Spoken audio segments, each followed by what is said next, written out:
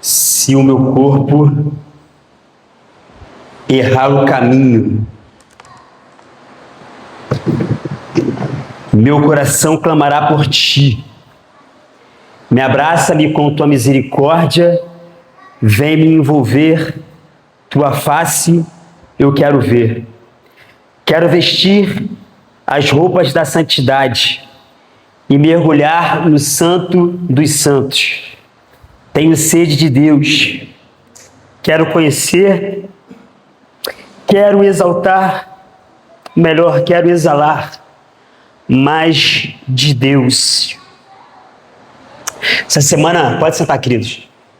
Essa semana, meu corpo errou o caminho. A minha mente, ela está meio confusa, ela está meio dispersa, e meu coração tem clamado por Deus. Mas Ele tem me abraçado com a misericórdia dEle, Ele tem me envolvido.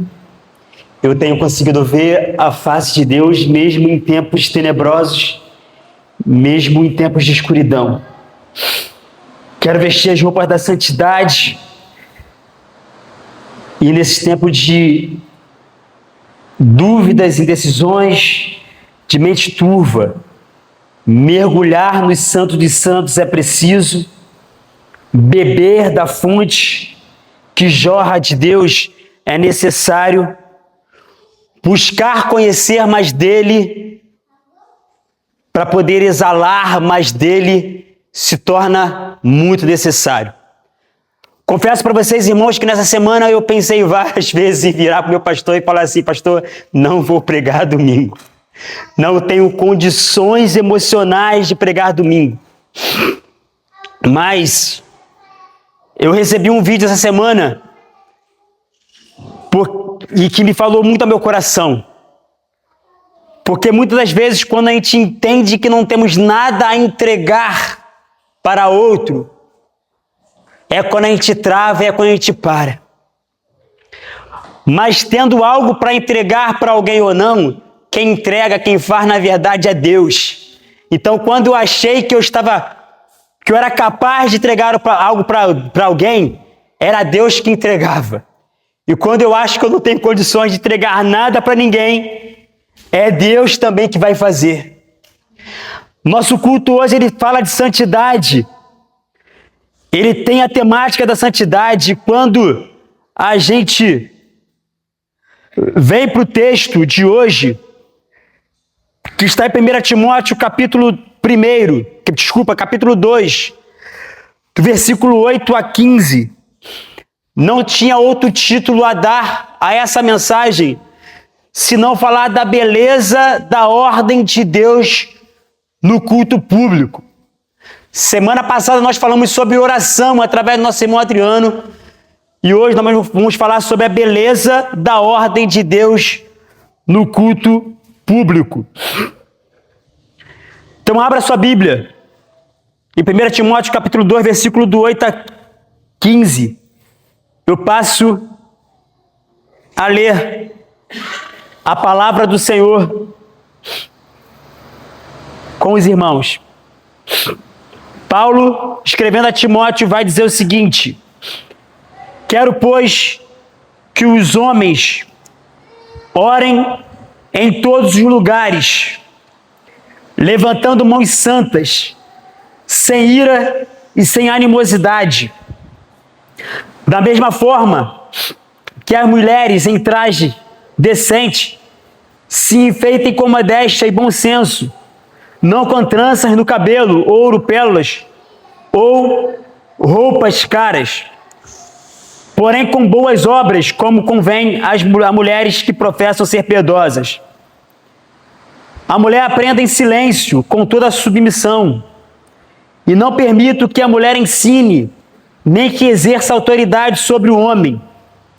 Esteja, porém, em silêncio, porque primeiro foi formado Adão, depois Eva, e Adão não foi iludido, mas a mulher, sendo enganada, caiu em transgressão, mas ela será salva tendo filhos, se permanecer em fé, amor e santificação com bom senso.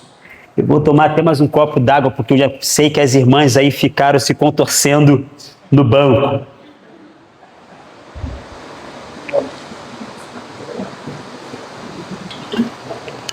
Amados irmãos, ao chegarmos a esta parte do trecho da carta de Paulo a Timóteo, nós entramos em uma das passagens mais debatidas, mais comentadas no Novo Testamento.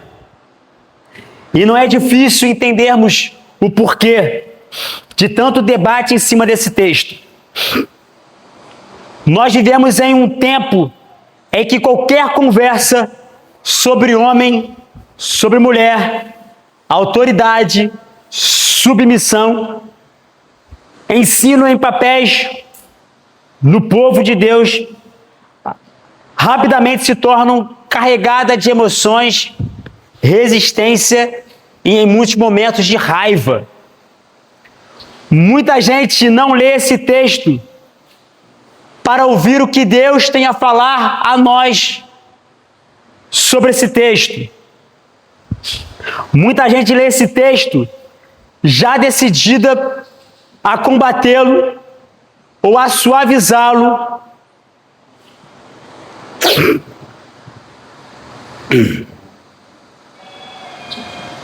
ou muitas das vezes para distorcê-lo. Mas o nosso compromisso, como dito hoje na EBD, o nosso compromisso é com a palavra do Senhor. E o nosso compromisso é sermos fiéis à palavra do Senhor. E quando abrimos a Bíblia, não fazemos isso para que Deus confirme o que o nosso gosto, o que as nossas vontades. Nós não abrimos a Bíblia para satisfazer a nossa vontade. Nós abrimos a Bíblia para sermos corrigidos, tratados, moldados e santificados por ela. Esse texto não aparece solto. E pregar expositivamente, seguindo uma sequência de estudos, faz com que nós lemos o texto dentro de um contexto. E esse texto que nós lemos hoje, ele está conectado com tudo aquilo que Paulo vem dizendo desde o início, nessa carta. No capítulo 1, Paulo mostra que a igreja precisava ser protegida do erro, da falsa doutrina e da arrogância espiritual presente nessa igreja. Ele falou de gente que queria ensinar, mas não sabia o que estava ensinando. Falou de corações que se desviavam da pureza, de uma boa consciência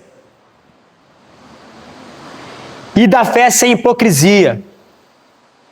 Ou seja, desde que começou a carta, Paulo está preocupado com a saúde da igreja local.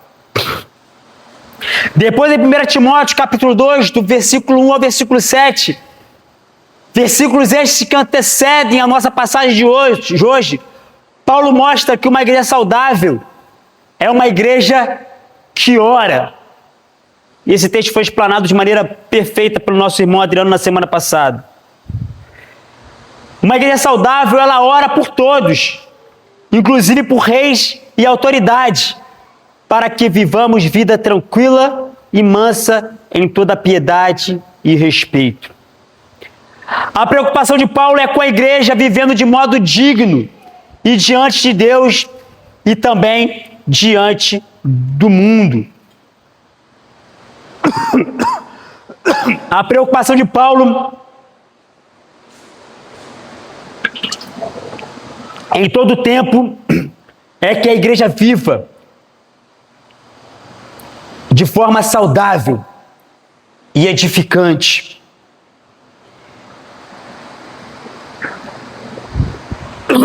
A igreja, ela existe para manifestar a ordem de Deus no mundo. E é exatamente isso que Paulo continua a fazer na primeira carta de Timóteo, capítulo 2, ao versículo 8, ao versículo 15. Ele sai do tema da oração pública e entra no tema do culto público. Ele quer que a igreja a reunião da igreja, a igreja reunida, reflita o caráter de Deus. O objetivo de Deus nessa carta e nesses versículos que em breve iremos examinar, versículo a versículo, é que a igreja Partido Mendanha seja uma igreja saudável. Ele quer que a primeira igreja Partido Mendanha, ao se reunir, reflita o caráter de Cristo. Ele quer que nós, homens, não tragam para o culto a ira. Ele não quer que mulheres não tragam para o culto a vaidade, a exibição e a resistência à ordem estabelecida por Deus. Em outras palavras, Paulo está dizendo que o culto público não é lugar para ego, disputa, exibição e confusão. O culto público é lugar para reverência, santidade, aprendizado e submissão à palavra. O ponto principal dessa passagem é este: Deus deseja que no culto público sua igreja reflita sua ordem, sua santidade e sua sabedoria. E essa ordem não diminui ninguém. Essa ordem protege a igreja, preserva o testemunho do evangelho e promove a verdadeira edificação do povo de Deus. E é por isso que nessa manhã o tema é a beleza da ordem de Deus no culto público. E eu vou passar a expor o texto que nós lemos nessa manhã a partir de agora.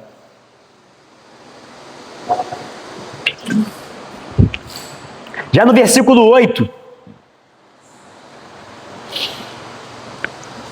Paulo diz: quero, pois, que os homens orem em todos os lugares, levantando mãos santas, sem ira e sem animosidade. Perceba que Paulo, em primeiro lugar, ele está apontando para os homens. Isso por si só já nos ajuda a não fazer uma leitura injusta do texto, como se Paulo só estivesse corrigindo as mulheres.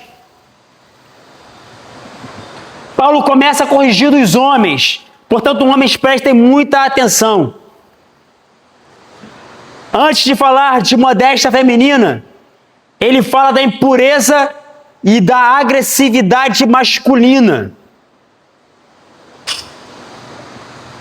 Antes de tratar da aparência das mulheres, ele trata do coração dos homens. Ele diz que os homens devem o quê? Orar. E orar aonde? Em todo lugar. Levantando o quê? Suas mãos santas. E geralmente homens não são conhecidos na igreja por orar. Concordam comigo? Geralmente, quando a gente pensa em oração na igreja, a gente pensa em mulheres, né? Grupo de oração das mulheres. Mulheres de joelhos, filhos de pé. Né? O jargão. Mas é interessante que Paulo diz para que homens orem em todo lugar e levantam mãos santas. Levantar mãos santas aqui era uma postura normal. No diversos textos bíblicos sobre oração.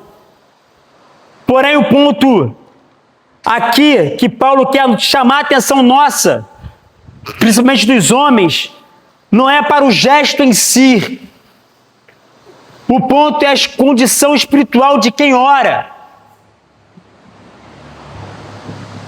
Não é simplesmente para os homens levantarem mãos santas mas um coração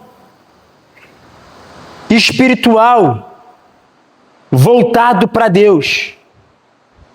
Não adianta nada homens levantarem mãos santas se o seu coração está cheio de ira e de agressividade. Mãos santas aqui significa vida limpa, consciência tratada, coração consagrado. Deus não está impressionado com uma posição das mãos, e sim com o coração cheio de sujeira. Muitas das vezes estamos na igreja levantando mãos santas, louvando, cantando, dobrando nossos joelhos, orando, mas no fundo nosso coração está sujo. O nosso coração não está dependente do Senhor. O nosso coração está cheio de ira, cheio de rancor, cheio de amargura. O Senhor não se agrada de um homem que canta no culto, levanta as mãos, diz glória a Deus, mas vive uma vida impura, na mentira, na dureza, na imoralidade, na hipocrisia. Você levanta homem, mão santa, mas dentro da sua casa, o seu tratar com a sua família, com seus filhos, é só com ira, agressividade, gritaria. Não adianta nada você estar no culto público levantando mão santa, se a sua vida privada está cheia de hipocrisia, está cheia de animosidade.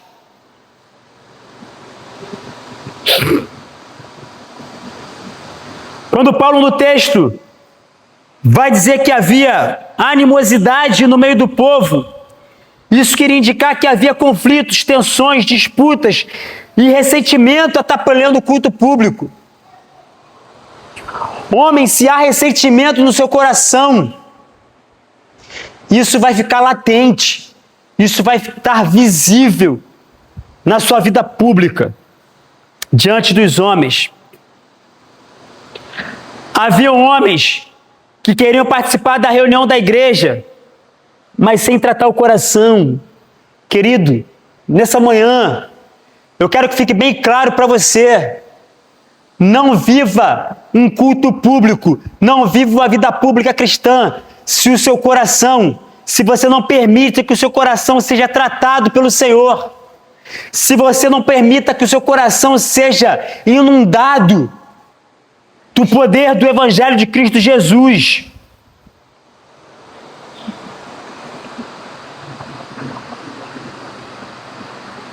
E aqui está uma palavra muito necessária para nós homens, principalmente. Homens, entendam que não basta você estar presente no culto público. Não basta você ocupar um banco na igreja. Não basta você cantar alto. Não basta você parecer piedoso. Você precisa ser uma pessoa piedosa. Deus quer homens que orem com sinceridade, com pureza e com um espírito tratado. Homens que não tragam para a igreja o veneno da ira. Homens que não transformem o culto em espaço de disputa, rivalidade, crítica, dureza e divisões. Há homens que não gritam no culto, mas que vivem uma guerra dentro de casa.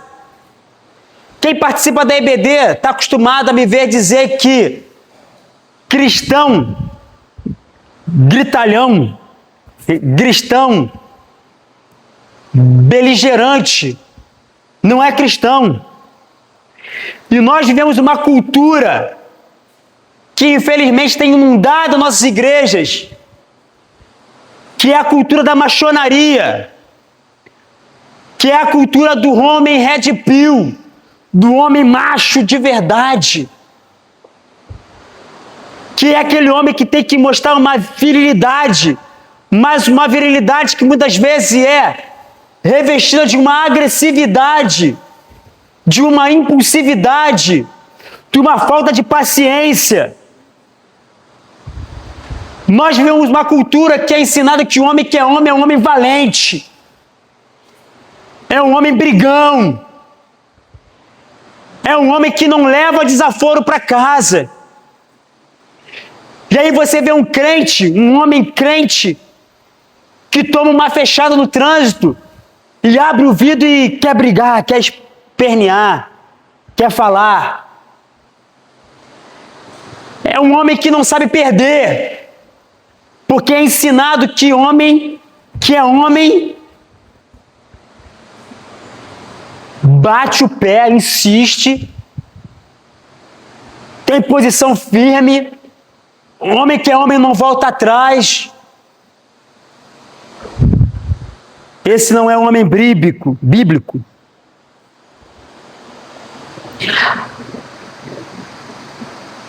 Há homens que não brigam publicamente, mas carregam mágoa, ressentimento e arrogância. E se eu posso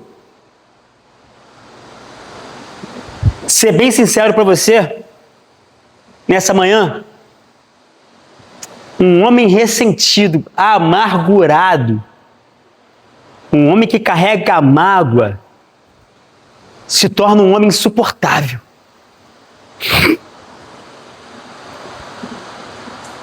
Ei, homem, presta atenção. Tratar as suas emoções não é fraqueza. Tratar as suas feridas, os seus ressentimentos não é fraqueza. Tratar aquilo que aflige o seu coração não é fraqueza. E homem que não coloca para fora os seus sentimentos, infarta, tá? Guarda tanto, não coloca para fora. E aí quando explode de vez.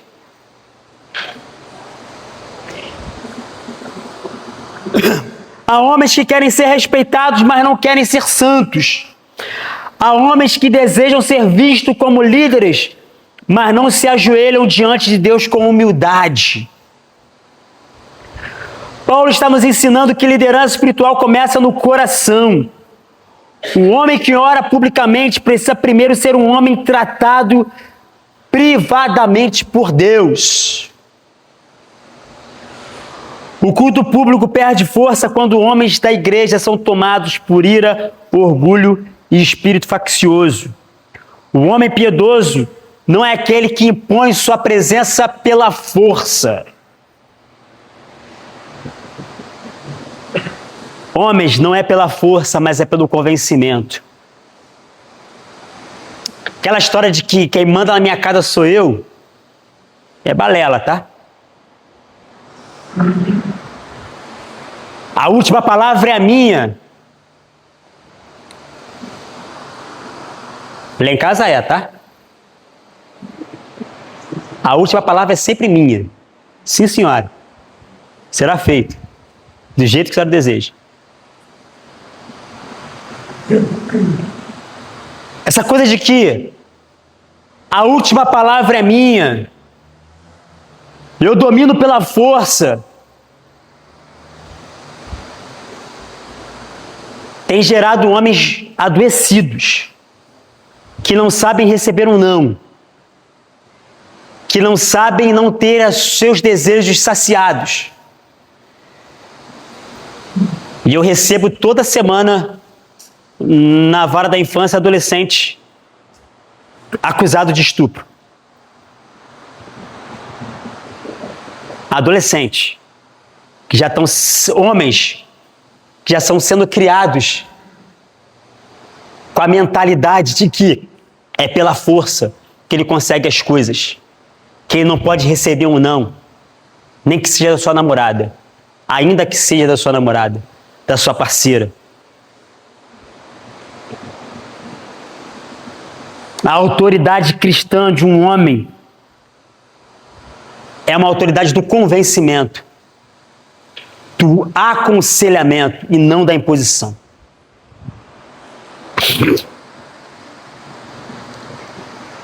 Deus quer homens santos, não homens apenas religiosos. Deus quer homens reconciliados, quebrantados e piedosos. Porque quando homens da igreja vivem em santidade, a igreja floresce, o culto floresce. Se você é um homem santo, a sua casa vai florescer.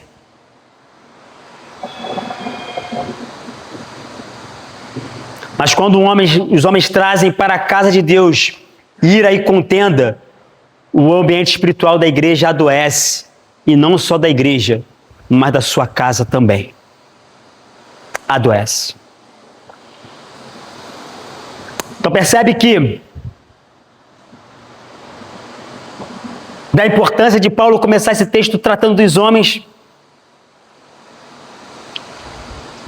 E aí agora eu vou deixar os homens de lado e vou tratar com as mulheres. Paulo segue o texto dizendo: da mesma sorte que as mulheres em traje decente se enfeitem com modéstia e com bom senso, não com tranças no cabelo, ouro, pérolas ou roupas caras, porém com boas obras, como convém a mulheres que professam ser piedosas. Observe que Paulo continua tratando da conduta no culto público, só que agora ele deixa de falar dos homens e passa a falar das mulheres. Se os homens, ele corrige a questão do risco de pecar pela ira e pela contenda, algumas mulheres correm o risco de pecar pela exibição, pela vaidade, pela inversão do foco no culto. O problema aqui, nesse texto, não é o problema da beleza da mulher. O problema não é com o cuidado pessoal. O problema é quando a aparência se torna instrumento de autoexaltação e distração.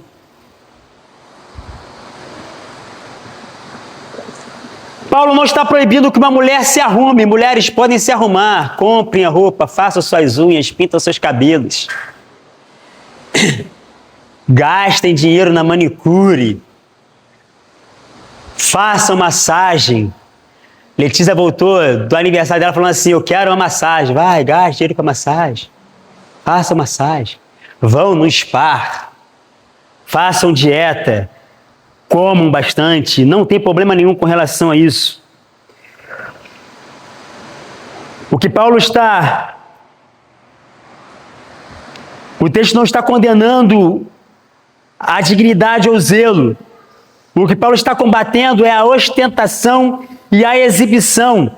É a tentativa de chamar a atenção para si. A atenção que deve pertencer a Deus. Tem mulheres com uma autoestima tão baixa,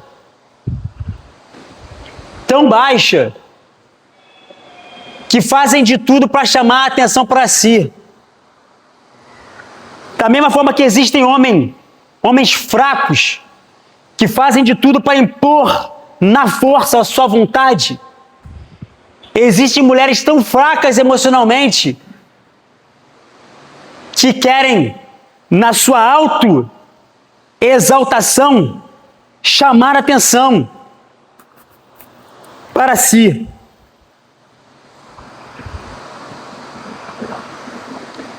Nessa igreja de Éfeso, como em outros contextos do mundo antigo, roupas caras, penteados elaborados, ouro e pérolas comunicavam status, sensualidade, poder social e distinção. Isso não é diferente nos dias atuais.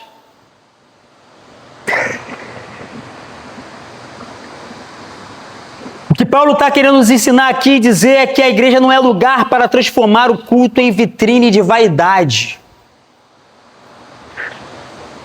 Você pode e deve se arrumar para vir para o culto público ou para a sua vida cotidiana. Mas não faça isso uma vitrine de autoproclamação de si mesmo. Eu costumo dizer que lá vai eu me meter em problema.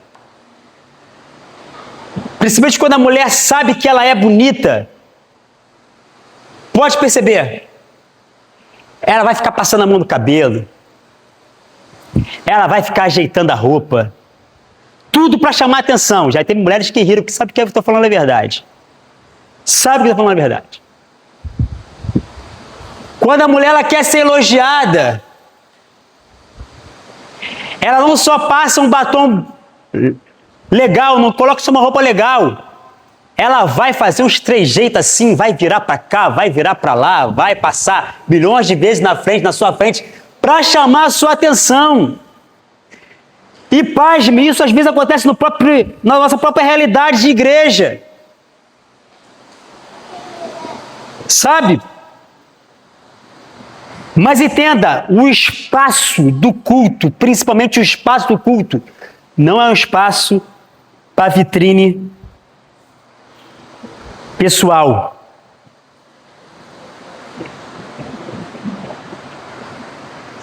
O problema da vaidade não é só uma questão feminina, tá? Mas Paulo está tratando aqui de forma como algumas mulheres estavam se apresentando na reunião da igreja. Tem muitos homens também que, se não tomar cuidado, eu, quando era adolescente, na minha adolescência, a moda era usar blusão, né, de botão. E aí, nossa, era uma guerra de vaidade entre os homens na minha época, né? Não, mas meu blusão tem 2 botões juntos, colado, mas a minha listra é mais sofisticada. Então, era guerra para quem tinha um blusão mais bonito. É uma guerra de vaidade. Homens, infelizmente, também caem nesse mesmo erro. Mas Paulo está tratando aqui da forma como algumas mulheres estavam se apresentando na reunião da igreja. Ele quer ensinar que no povo de Deus a identidade da mulher piedosa não deve ser construída a partir do luxo, da exibição ou da competição visual. A verdadeira beleza da mulher cristã não está enquanto ela chama a atenção para si, mas enquanto a sua vida aponta para Deus. Não adianta nada você estar com a melhor roupa que você tem, não adianta nada você estar super produzida se a sua vida não aponta para Deus. Por isso que ele contrapõe o adorno externo com as boas obras. Isso está no texto. Ele diz que a essência da mulher não seja conhecida pela extravagância, mas pela piedade. Não seja marcada pelo excesso, mas por uma vida que transborda em serviço, bondade, temor de Deus e frutos visíveis de santidade.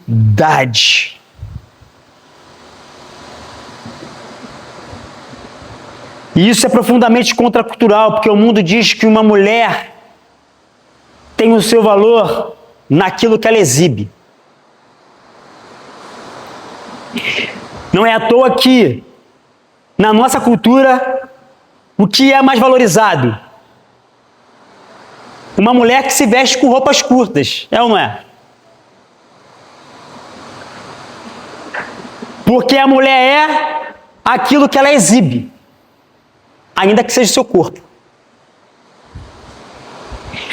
Se você não exibe, principalmente o seu corpo, você não é muito valorizado. A gente vê isso latente na indústria do entretenimento.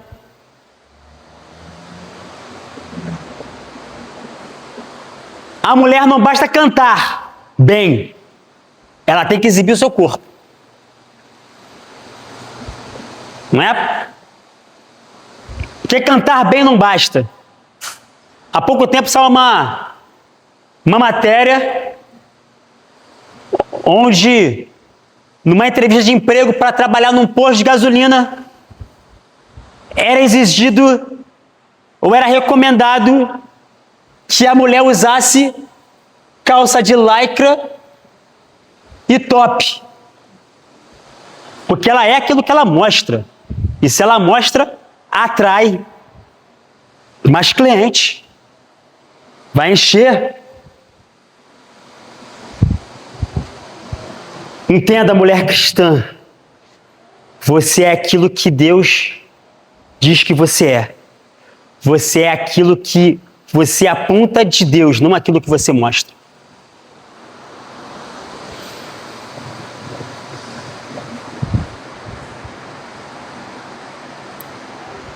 Deus diz que o valor da mulher piedosa se revela em seu caráter. O mundo diz, seja notada. Deus diz, seja santa. O mundo diz, construa a sua imagem. Deus diz, cultive boas obras. O mundo mede a mulher pelo impacto visual que ela proporciona. Deus a honra por sua piedade. Deus a honra pela sua piedade. Seja uma mulher piedosa.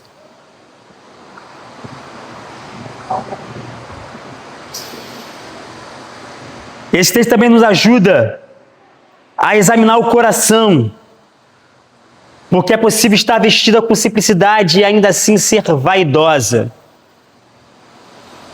Se há um erro na exibição, também há um erro na umidade travestida de uma falsa piedade.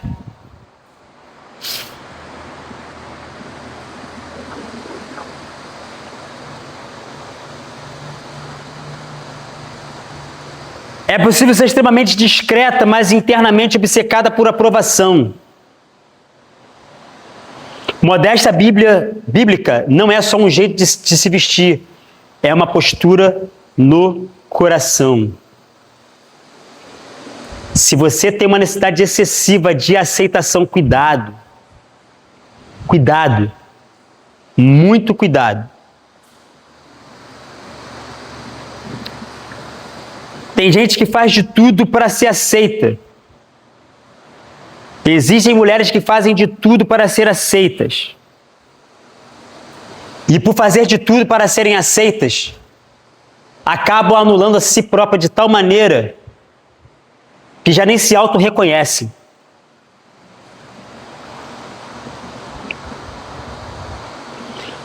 O que eu mais escuto no meu trabalho é: não, mas eu estava com fulano e por isso eu cometi isso.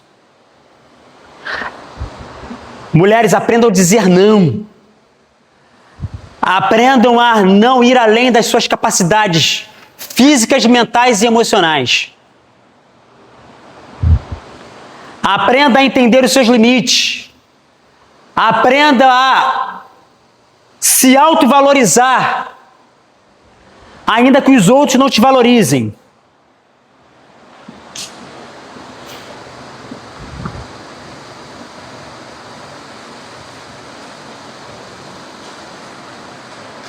Paulo quer que o culto público seja marcado por decência, reverência e sobriedade. A reunião da igreja não é um ambiente para sensualidade, competição, autopromoção ou demonstração de superioridade econômica. Na igreja, ricos e pobres se assentam aos pés do mesmo Cristo. Na igreja, ninguém deve usar sua aparência para comunicar poder. Na igreja, o brilho maior deve ser o da santidade. Então, mulheres, esta palavra não é para diminuir vocês, é para honrar vocês. Paulo não reduz a mulher ao que ela veste, pelo contrário, ele chama para algo maior, ele chama para uma dignidade mais profunda, a dignidade da piedade, da reverência e das boas obras. A mulher cristã foi chamada para viver para impressionar pessoas, foi chamada para adornar o evangelho com a sua vida. Você tem adornado o evangelho pela sua vida, com a sua vida. E aí o texto segue, do versículo 11 ao versículo 15, e aí nós chegamos uma das partes mais sensíveis do texto. Porque Paulo vai dizer o seguinte: a mulher aprenda em silêncio, com toda a submissão, e não permito que a mulher ensine, nem que exerça autoridade sobre o homem. Esteja, porém, em silêncio, porque primeiro foi formado Adão, depois Eva. E Adão não foi iludido, mas a mulher, sendo enganada, caiu em transgressão. Mas ela será salva tendo filhos, se permanecer em fé, amor e santidade com bom senso. Antes de qualquer coisa, é importante notar que algo que às vezes passa despercebido. Paulo ele vai dizer que a mulher aprenda. E isso, nesse contexto do texto, significa muito. Porque a mulher não era dado o direito de estudar, de aprender,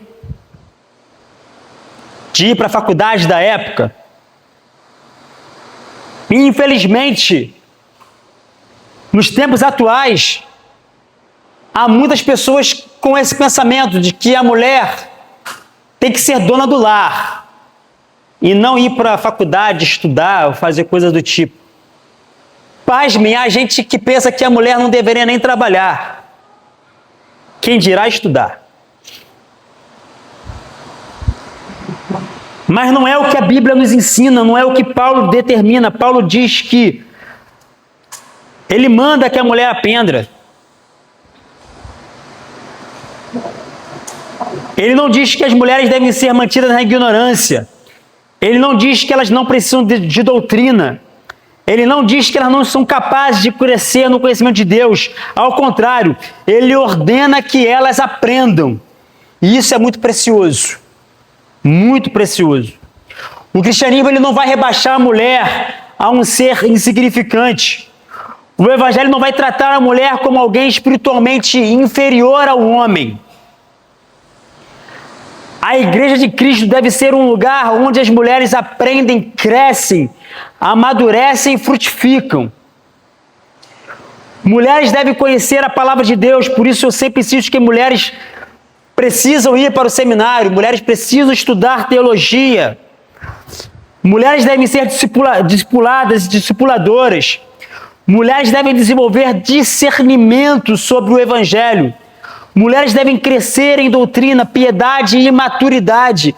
Paulo acrescenta que esse aprendizado deve acontecer com quietude e submissão. E aqui que pega. Mas entendam, mulheres, que a ideia aqui não é necessariamente silêncio absoluto, em toda e qualquer circunstância, mas uma postura ordeira, humilde e receptiva, não insubordinada. Lembre que Paulo aqui está falando sobre a ordem do culto. A paz da igreja é o reconhecimento da estrutura que Deus estabeleceu. Quando ele diz que não permite que a mulher ensine, ele quer dizer aqui com o exercício autoritativo da palavra de Deus sobre o homem. O contexto aqui aponta para o ensino autoritativo. Ele está falando aqui sobre o governo da igreja. O governo na igreja, ele é masculino. Por isso nós não acreditamos em pastorado feminino. Nós não acreditamos que mulheres podem exercer o ofício pastoral.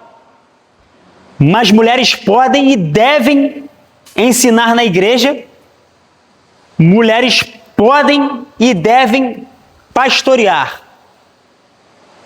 Mas não serem pastoras, presidente, ser consagrada ao ofício pastoral. Mas a mulher deve e pode ensinar. Uma escola bíblica, num pequeno grupo, num estudo no lar, num culto doméstico. Mas o ofício pastoral, biblicamente, ele é dado à figura masculina.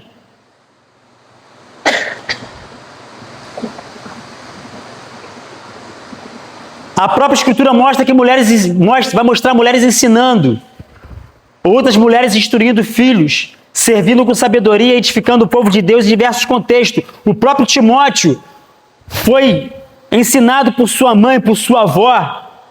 Mulheres podem e devem ensinar, discipular, aconselhar, exortar e servir com seus dons.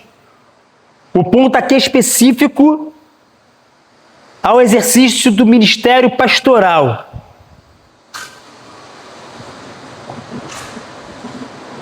E Paulo não fundamenta isso em uma cultura passageira, porque nos dias atuais você vai ver em muitas igrejas mulheres sendo levadas ao título de pastoras. E tudo bem, lá. Mas aqui não. Nós não acreditamos dessa forma.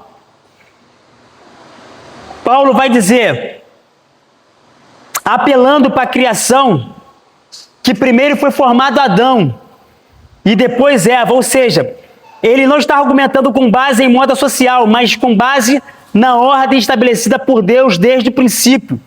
Em seguida ele menciona a queda, e aqui precisamos ser cuidadosos, porque Paulo não está dizendo que a mulher é mais tola ou mais pecadora que o homem, ou menos espiritual ou inferior ao homem.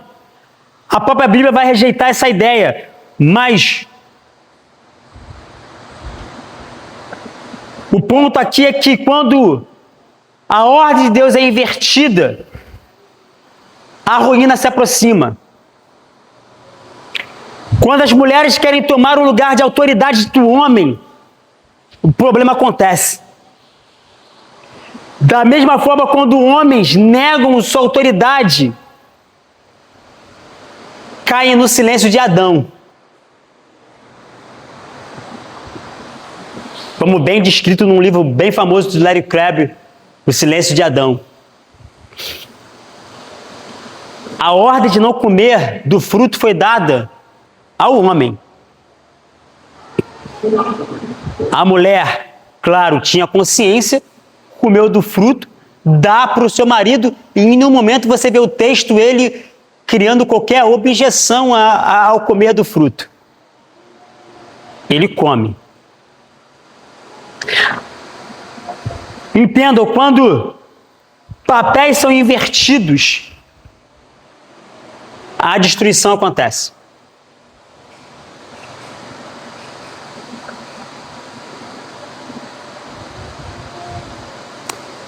Isso confronta grandemente os tempos atuais, porque nos tempos atuais, distinção de papéis é algo abominável.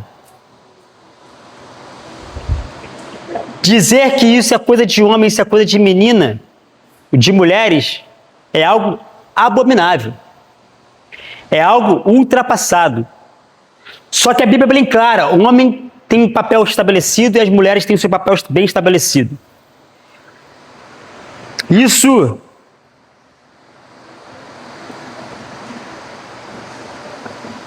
não tira a igualdade de valores que homem e mulheres têm diante de Deus. Nós temos igualdade de valor diante de Deus, mas temos distinções funcionais na ordem que Deus criou, na ordem da criação de Deus e dentro da igreja. Homens e mulheres têm a mesma dignidade, a mesma necessidade de salvação, o mesmo acesso a Cristo, o mesmo Espírito, a mesma herança eterna. Mas isso não significa que Deus aboliu a total diferença de papel, da distinção de papéis entre homens e mulheres. E então chegamos ao versículo 15. Um dos mais difíceis dessa passagem, pois Paulo diz que a mulher seria preservada na salvação através de sua missão de mãe. Se ela permanecer em fé, amor, santificação e bom senso. Entenda que Paulo aqui não está ensinando a salvação pelas obras. Muito menos a salvação pelo ato de ter filhos. Eu tive uma amiga que entendia isso aqui de forma literal mesmo, tá? Que a mulher tinha que ter filhos para obter salvação. Imagina, irmãs.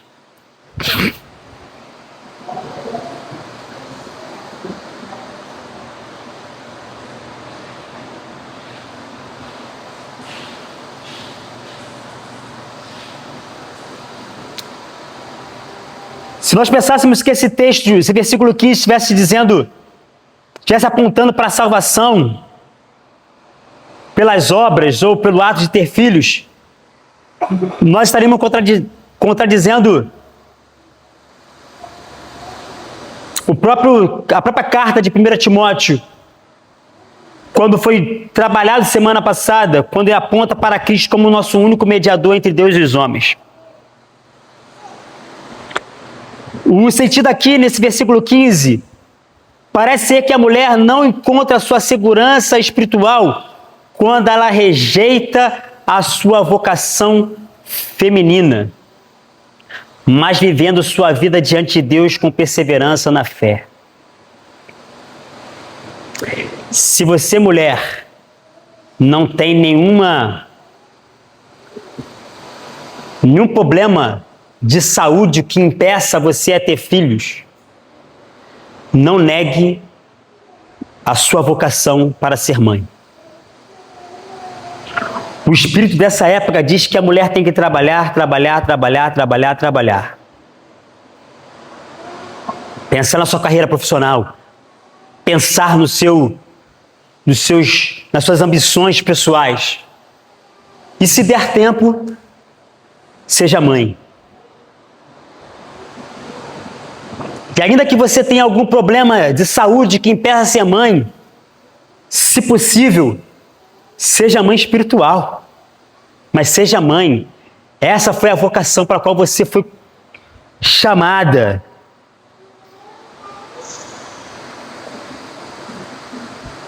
Eu tive o privilégio de participar do parto da Elis. Não desmaiei, tá, irmãos? Não desmaiei. Teve um meme que surgiu essa semana aí de um homem que desmaiou no parto da filha, bombou. Eu não desmaiei. Fiquei exausto. Chegou um momento que eu falei assim, gente, se eu já estou cansado, imagina a Letícia. Mas ver aquela criança saindo, nascendo, quando eu peguei Elis no colo, a ficha caiu. Me tornei pai. E aí eu fiquei imaginando, imagine uma mãe gestar por 9 meses uma criança dentro de si. É algo maravilhoso, algo divino. Portanto, não negligencie a sua vocação de mãe.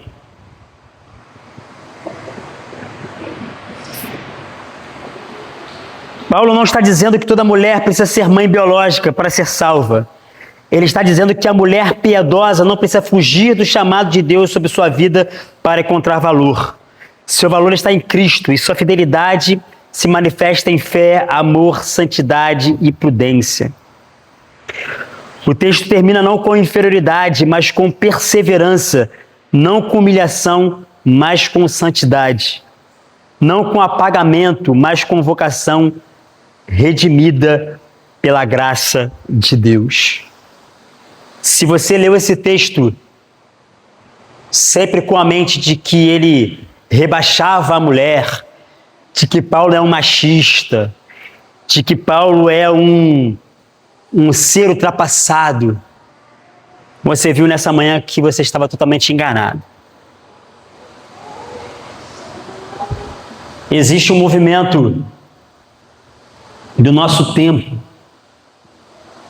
que tenta desconstruir toda a teologia paulina. E esse é um dos textos que eles utilizam para acusar Paulo de ser misógino, de ser um machista, de ser um homem ultrapassado. Mas nós vimos nessa manhã que esse texto não trata só de mulheres, mas também chama homens à sua responsabilidade. O texto aqui não traz um apagamento para a mulher, mas trazendo uma mulher e colocando a mulher no lugar para o qual Deus sempre quis que ela estivesse. Um lugar que de uma mulher que aponta para Deus, de um homem santo que aponta para Deus. Portanto, aplicações para encerrarmos nossa mensagem essa manhã. Homens precisam se arrepender de uma espiritualidade sem santidade. Homens de Deus entendam que Deus não quer apenas sua presença no culto, mas Ele quer o seu coração. Mulheres precisam enxergar a beleza da piedade acima da sua exibição. Queridas irmãs, o mundo quer capturar você pela vaidade, pela comparação e pela necessidade de aprovação. Você é estimulada o tempo todo a se sensualizar. Mas a beleza da mulher cristã está em um coração moldado por Deus. O Senhor vê o secreto, o Senhor vê a honra na piedade. O Senhor se agrada de uma vida adornada por boas obras.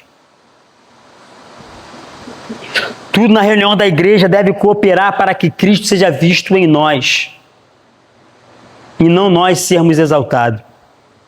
A santidade está em Deus e não em nós. A igreja deve honrar a ordem de Deus, mesmo quando a cultura a rejeita. Nem tudo o que o mundo chama de opressão é opressão. Às vezes o mundo chama de opressão aquilo que Deus chama de sabedoria.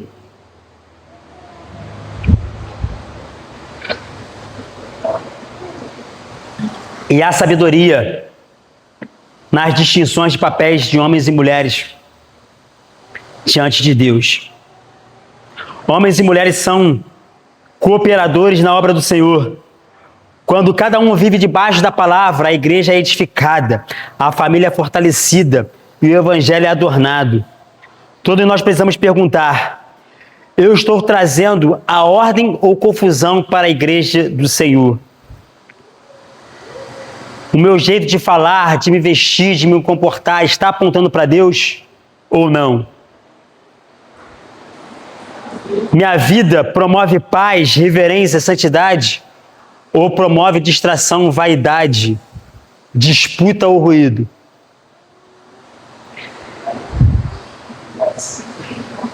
Precisamos lembrar que esse texto não foi dado apenas para organizar comportamento externo. Ele foi dado para conduzir uma igreja a uma vida de piedade e verdade.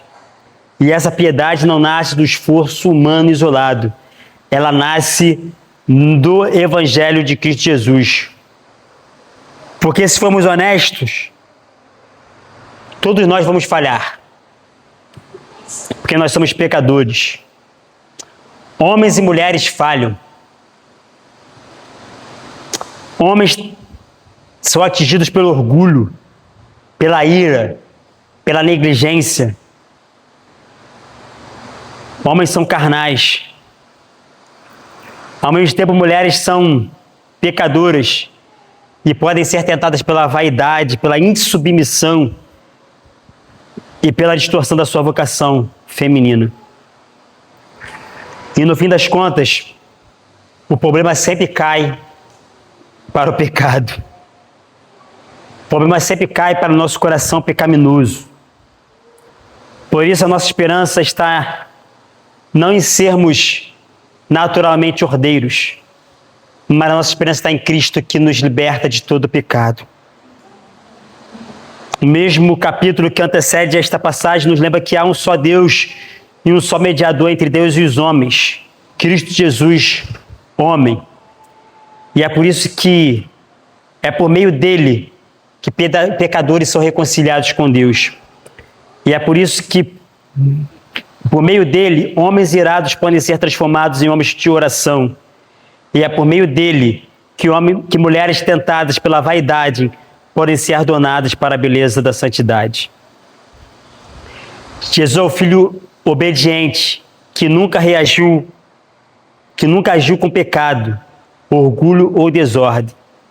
Jesus derramou o seu Espírito para santificar a sua igreja. E o chamado final de Deus para nós é que nós corramos para Ele. Corramos para o Cristo, que é o nosso mediador. Corramos para Cristo, que é o nosso Salvador. Se nós quisermos ser homens de verdade e mulheres de verdade, precisamos correr para esse Cristo, que nos satisfaz. Amém? Que Deus nos abençoe, que Deus complete o que faltar da sua palavra nessa manhã. Amém?